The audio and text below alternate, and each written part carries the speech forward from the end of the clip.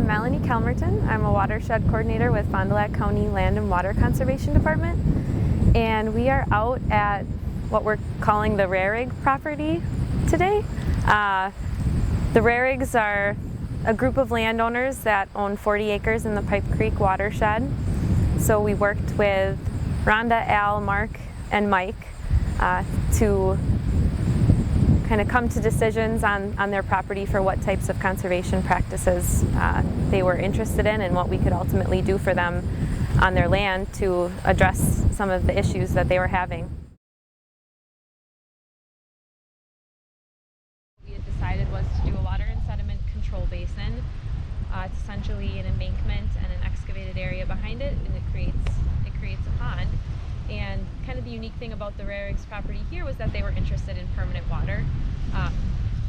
So we were able to not have the water and sediment control basin draw down and be dry. We were able to pond water back behind it permanently, which is a nice wildlife feature.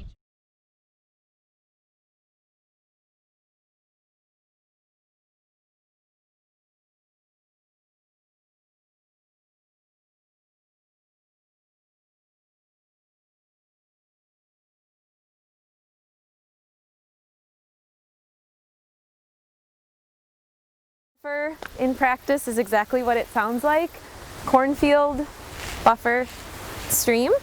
So it's a separation or a buffer between the stream or riparian area and farm field. And as we were doing work in the Pipe Creek watershed and kind of identifying issues and walking fields, we noticed that this issue that the Rarigs had here of erosion running along the stream on either side where the field met the stream was not their issue alone. It was common throughout the entire watershed.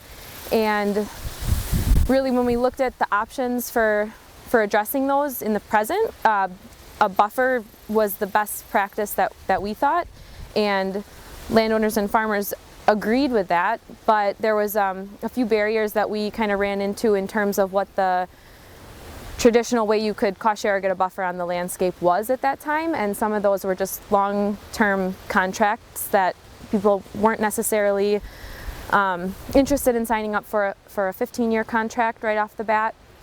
The fact that you couldn't harvest it up in Pipe Creek where you know, there's dairy farmers and they're interested in doing buffers, but being able to kind of clip those areas, maintain them, and take them as forage if they want to. We didn't see why that shouldn't be an option for them. So that was another barrier to the traditional programs that were available. And so as we were kind of exploring all of our options, we looked to other counties and saw that this was in fact a practice that people were doing. It just wasn't common or widespread yet.